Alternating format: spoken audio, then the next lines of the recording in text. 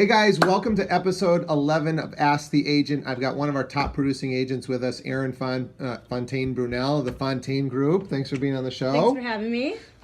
So if you read the headline, today we want to talk about a lead source that I think is going to convert at a significantly higher rate and cost significantly less than Zillow or Facebook.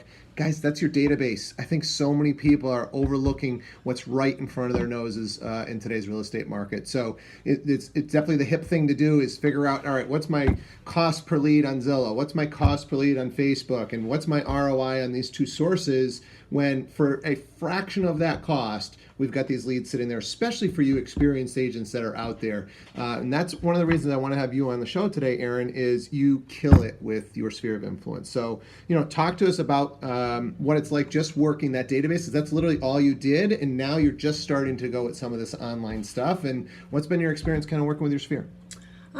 So for me personally, about 88% of my business is referral based. So it's all about how you're treating that relationship while you're in the transaction. You have to be able to make that negative phone call as easily as you can make the positive ones, and just treating people with respect and keeping in touch so that way post-transaction they remember you. And the main way they're going to remember you is how many times you reach out to them and touch base with them. Sure. I think NAR says like 82% of buyers and sellers say that they would refer their real estate agent if they could simply remember their name. That's kind of a crazy statistic. It's like free business sitting out there that you're not picking. Yeah. So I think the easiest way, and I think it can be a little intimidating to get started with something like this, is you've got to put that database together, right? And this could be like block out a weekend, get your favorite drink, get your favorite food, and just lock yourself in a room and pull this data together. There are a lot of different memory joggers out there. I don't know if we could put a link below, guys, to our memory jogger. It just asks you random questions. Who's your hairdresser? Who does the repairs on your car? What were your school teachers? What's your college buddy? Like whatever, it's going to ask you all these questions to get this data into one place, right? So that you can now, and then you got to pull it out of your phone, you got to pull it out of your email, you got to pull it out of Facebook, get it into one spreadsheet that you can now start to use some mass communication techniques with. Right? Yeah, and then once you start to build it, you have to time block in time to make sure you're constantly adding to your database and editing your database, because you have to group your people, right? So you know who's giving you referrals on a constant basis. Those are your A's, your A pluses. So you want to spend extra money and pay extra attention to those people. So when, a client you haven't heard from for a year suddenly gives you a referral, you have to make sure you're going into your database, editing it, updating it, log in that communication so that way you're rewarding the act of that referral and not forgetting to let your clients know how important that business is to you. Sure. So the actual pieces of data that you're going to want to have for each one of these people: first name, last name, email, cell phone, primary address, and if they own that address. That's right? the bare minimum. Bare minimum. Bare minimum. You want to try to get wedding anniversaries, birthdays, things like first day of school. You could send a note for, what are their kids' ages, because, depending on what kind of client appreciation party you may be doing or what kind of giveaways we're doing or what kind of events we have going on, depends on which people you may invite. And if they have kids, you want to make sure they know about those things. So that information is key, but that's a minimum. You can get so much more information than that, especially as you build a relationship. Yeah. So one of the things I do is I tend to keep a little notebook with me, and so I can jot little notes down about those things as the information becomes available. And Facebook is always a great resource for that kind of information. You can look the client up, you can find out if they have kids, you can find out their birthday, so much more information than you can just by having a conversation. Yep. And some people could care more about their pets than their kids. So make sure, if they got pets, know their pet name. And then home purchase anniversary is an easy anniversary that we can utilize within the industry to reach out to these past clients. Yeah. So once you have that database put together, and it's going to be a long, tedious process, now you can start that mass communication, right? So you can use technology, software to help with these pieces of communication. So you can send mass emails through software like MailChimp. You can send mass text messages through EasyText. You can do mass voicemails through Slide Broadcast.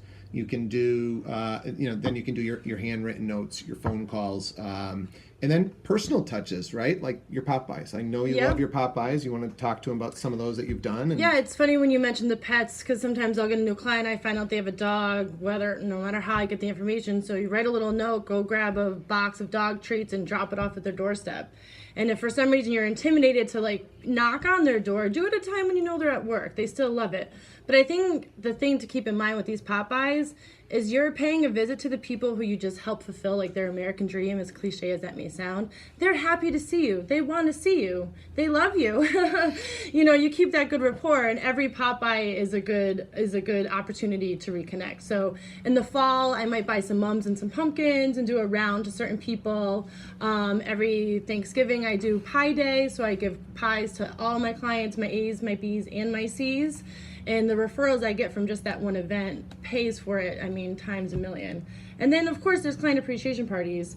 I used to rent out this awesome little bowling alley in Holyoke, invite my entire database, all my clients, and they come, they have a good time with their kids. You know, you provide them with a little bit of food and alcohol, and you will absolutely stay top of mind and be that referral source. I mean, the best thing about doing client appreciation parties like that is, even if they don't come, the next time you see them, bump into them. Hey, thanks for inviting me to that event. It was so nice of you. Sorry I couldn't make it. How was it? Yeah, right? So and it's just a conversation piece. And I used BombBomb to help technology for getting the word out for those. So you send an invite, whether it's Evite or in the mail, and then you send a BombBomb video reminding them about the event.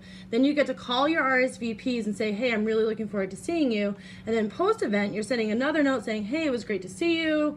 You know, and that's when you bring up the referral source maybe. But that's 6 different touches just from one party. Yeah.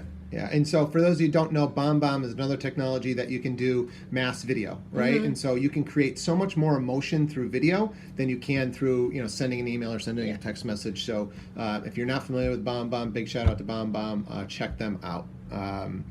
What else do we want to talk about? So, all right, so now you're starting to engage, right? So now you need a marketing plan so that you can reach out every single month, and you want to switch up that media. So you can't just do mass text every single month, right? Some people don't like text messages. Some people don't like email.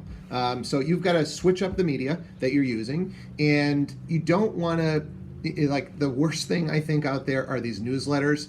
I don't think anybody wants anything to do with a real estate newsletter unless they are like looking to buy now. So how can you add value every single month, whether you're going to do a giveaway or you're going to do a client appreciation party?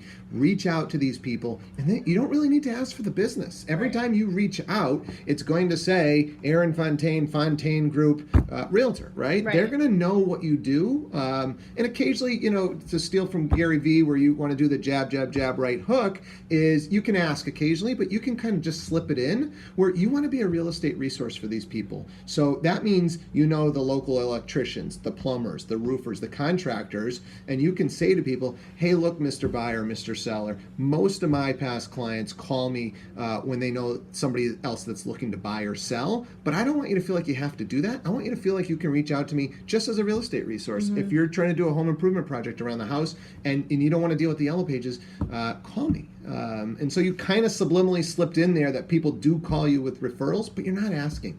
You're just constantly inviting them or giving them an opportunity to, for an event or a giveaway. And along with that real estate resource, you can also be a community resource. So there's, where's the local veterinarian's office when they're moving into the community? Like, make sure that they know, whether you're blogging or how you're keeping in touch, that you're always putting useful information out there. And I think that's the key, is you have to provide valuable information. You can't just call them and ask them for referrals. You have to constantly reach out and provide them with information that they find useful to their daily lives. The last piece that I'll leave you with is not necessarily just your sphere of influence, but take it a step further. Try and work with the business owners in your community. They're typically the movers and shakers within whatever community that you are selling your real estate in. And one of the easy ways that we stay in touch with those local business owners is we provide them with a list of the recent closings in their marketplace, right? So we generate a list every single week, and we email out to the business owners in our area to say, hey, look, these people just moved into your neighborhood. A lot of these small local businesses don't do any targeted marketing. What a great way. Here's a list of people that just bought. The guy that owns the local pizza shop in your neighborhood. They should be sending out a welcome packet to that person saying, hey, welcome to the neighborhood. Here's a free pizza on us. So these small business owners can oftentimes need a little bit of help with that. And so if you could provide a list of people that just moved, man, they're going to love you for life. And they know a lot of people for the most part. Yeah, couldn't agree more. Awesome. So guys, don't necessarily spend all that money on Zillow and Facebook when you've got this great lead resource right in front of you. Hopefully you guys like the show and the content we're providing. We'd love some feedback, so make sure you like, share, comment below, and we hope to see you live next Thursday for episode 12. Have a great day. See ya.